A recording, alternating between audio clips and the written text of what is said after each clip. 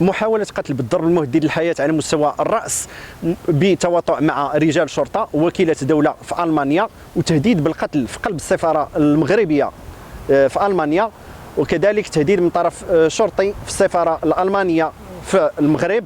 أنا سميتي ياسين فيلالي، مهندس دولة مغربي، تعرضت لمحاولة القتل العمد المنظمة من طرف شركة مرسيدس بنز على يد أفغاني بما أقدر أكثر من 60 ضربة على مستوى الرأس. وما دخلش للحبس رغم توفر الفيديوهات الكامله ديال محاوله القتل عند الشرطه وكاله الدوله، لان هذه محاوله القتل كانت منظمه مع رجال شرطه وكاله الدوله باش ما يخرجش الخبر ديال العنصريه والتزوير في المحكمه اللي تعرضت اللي دارته سوتريتون ديال شركه مرسيدس بنز بعد ما دعيتها باش نثبت العنصريه اللي وقعت لي في شركه مرسيدس بنز. ومن بعد ما شكيت للسفاره المغربيه وعدوني نائب السفيره بالفيديوهات الكامله ديال محاوله القتل العمد في مارس 2020. ولما جيت اليوم الموالي باش غادي نقدم الطلب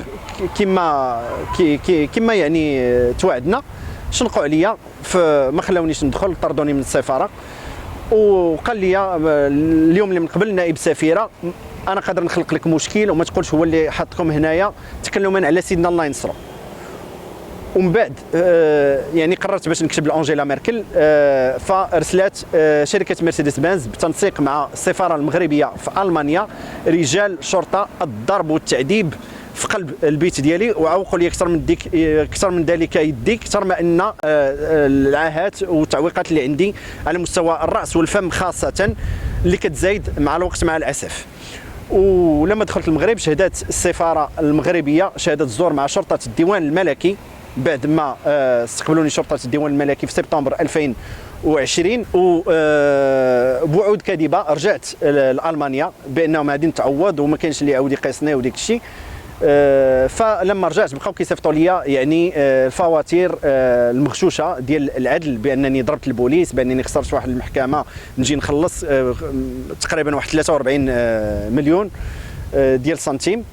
فبقيت صابر. واحد النهار خديت واحد بالحيله خديت واحد الشريط من الفيديو ديال محاوله القتل العمد عبر المحامي من السفاره، عطاته لي السفاره المغربيه في المانيا، وحاولت ندعي مرسيدس بنز، لكن تعرضت للتهديد من طرف المحامي ديالها. قال لي اما غادي تبعد من هذا الشاف، يعني هذاك الشاف اللي كان دار لك العنصريه، ولا غادي يكون عندك مشاكل في الحياه اكثر من المشاكل اللي نتايا عايش فيها.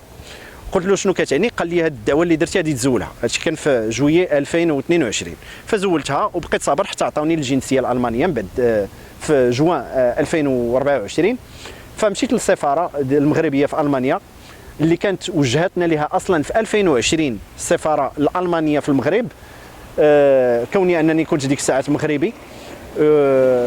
مشيت لها باش ناخذ هذوك شهاده الزور، يعني الملف ديالي في السفاره اللي فيه اصلا ديك شهاده الزور اللي كانوا كيشهدوا مع شرطه الديوان الملكي في المغرب. فقال لي نائب السفيره الملف ديالك راه هو بالحق ما يمكنلكش تاخذه، وهذا هو القانون. قلت له وانا كنعرف غير حق الاطلاع على المعلومه اللي هو ظاهر شريف داروا سيدنا الله ينصرو. مع هذا نائب السفيره كاين موظف واحد اخر كيقول لي الظلم في المغرب والملك هو اللي مسؤول، وهذا الشيء كامل بالحجج اللي كنقولوا كامل كاين الحجج عليه. ويعني ومن بعد درت واحد الدعوه في محكمه المانيه جمعت فيها كاع داك الشيء اللي دارته مرسيدس بنز مع السفاره المغربيه والسفاره الالمانيه ووزاره الخارجيه المغربيه ومع البوليس مع وكلاء الدوله ومع القضاة في المانيا، ودونته وسجلت يعني المقطع الصوت، وسجلت يعني الجلسه صوت وصوره كاميرا كاشي. ولما ما بغاش يصيفطوا الحكم فاش جيت للمغرب في مارس 2025، ولما صيفطوهم بعد شهور كاتبه القضيه محاوله القتل والتعذيب ما فهمناهمش. فقلت لهم ما فهمتيهمش، ها انتم مصورين صوت وصوره فاهمين كل شيء وكاع كتهددوني اكثر من ذلك على هذه المواضيع باش ما تسقليهاش الاخبار. فكتبوا لي يلاه غد ليه هذيك الفيديو اللي عندك مسحها. ومن بعد فاش دزت في الصحافه في اكتوبر 2025 تعرضت للتهديد بالقتل عاوتاني حتى هنا في المغرب. جاو هرسوا لي الباب ديال لابارتمون ديالي في الدار البيضاء باش ما نبقاش ندوز في الصحافه. وحتى هنايا في السفاره الالمانيه يعني كانوا وعدوني باش غادي يستقبلوني في نوفمبر 2025، ومن بعد ما كاين لا استقبال لا والو. وتعرضت حتى للتهديد من طرف شرطي الماني في السفاره الالمانيه في الرباط، اللي كيقول لي الناطق الرسمي باسم السفاره الالمانيه بان الحل ديالك عند البوليس في المانيا، واللي ما كيخلينيش نتواصل معهم، اللي كيقطع عليا كذلك كما كيقطع عليا نائب السفيره في السفاره المغربيه في المانيا.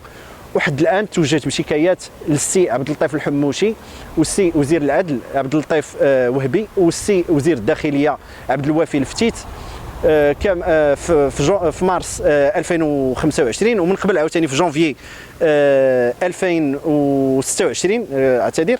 كنت وجهت بشكايه لرئيس رئاسه النيابه العامه السي هشام البلاوي، وما وصلني منهم حتى شي رد، رغم ان رئاسه النيابه العامه واحد القاضي منها كان وعدني في جويي 2025 بان كما قال لي انا كون كان وقع لي هذا الشيء، كون كان حطيت حوايجي واللي خصها دار هاد والناصر بوريطه زيدوا واحد الشكايه، وحد الان ما كاينه حتى نتيجه لا مع السلطات المغربيه ولا مع السلطات الالمانيه. فانا كناشد سيدنا الله ينصرو يشوف من حالي ويشوف من حال الوالده ديالي اللي معذبه معايا هذه 8 سنوات باش ناخذ العدل ديالي. انا بصح كنت كنطالب بالتعويض، ولكن انا دابا كنطالب بالعدل ديالي كامل ان شاء الله. وهذا الافغاني اللي فرشخ ليا راسي خاصو يتشد في الحبس الا كان العدل في المانيا. وشكرا.